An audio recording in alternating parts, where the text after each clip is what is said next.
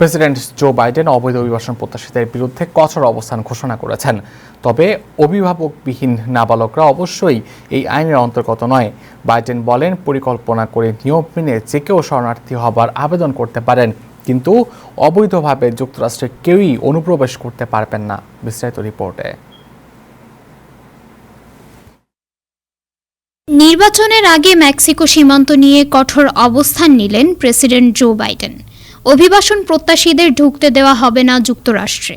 Biden যে অর্ডারটিতে সই করেছেন তাতে বলা হয়েছে, মেক্সিকো সীমান্তে দৈনিক 25,000-এর বেশি অবৈধ অনুপ্রবেশকারী গ্রেপ্তার হলে সীমান্ত অভিবাসন প্রত্যাশীদের জন্য বন্ধ করে দেওয়া হবে।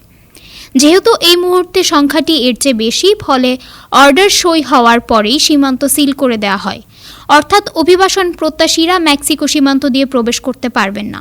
অর্ডারে বলা হয়েছে, কেউ অনুপ্রবেশ করলে সঙ্গে সঙ্গে তাকে ডিপোর্ট করার অর্থাৎ মেক্সিকোয় ফিরিয়ে দেওয়ার ব্যবস্থা করতে হবে। যুক্তরাষ্ট্রে তাকে কোনো রকম ইমিউনিটি বা সুযোগ দেওয়া হবে না। সীমান্তে গ্রেপ্তারের সংখ্যা 1,500-এর নিচে নামলে ফের এই অর্ডার বদল করা হবে বলে জানানো হয়েছে। তবে অভিভাবকহীন নাবালকেরা অবশ্য এই আইনের অন্তর্গত নয়। তিনি বলেন, তবে পরিকল্পনা করে নিয়ম মেনে কেউ শরণার্থী হওয়ার আবেদন করতে পারেন, কিন্তু অবৈধভাবে অনুপ্রবেশ করা যাবে না। এদিন এই অর্ডারে সই করে হোয়াইট হাউসে বাইডেন বলেছেন, যুক্তরাষ্ট্রের সীমান্ত সুরক্ষিত করতে তিনি আজ যে সিদ্ধান্ত নিয়েছেন, রিপাবলিকানরা আজ অবধি তা নিয়ে উঠতে পারেননি। তিনি আরও বলেন, যুক্তরাষ্ট্রকে সুরক্ষিত রাখা তাদের কর্তব্য। উল্লেখ্য, যুক্তরাষ্ট্রের সাথে মেক্সিকোর 1,900 মাইলের সীমান্ত। বাইডেনের আমলে এই সীমান্ত দিয়ে রেকর্ড সংখ্যায় অনুপ্রবেশ ঘটেছে। ডিসেম্বরে দৈনিক অনুপ্রবেশের সংখ্যা ছিল 10,000।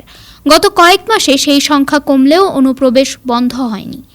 সম্প্রতি জনমত সমীক্ষায় দেখা গেছে, নির্বাচনে এই অবৈধ অনুপ্রবেশ বাইডেনের বিপক্ষে জনমত তৈরি করছে।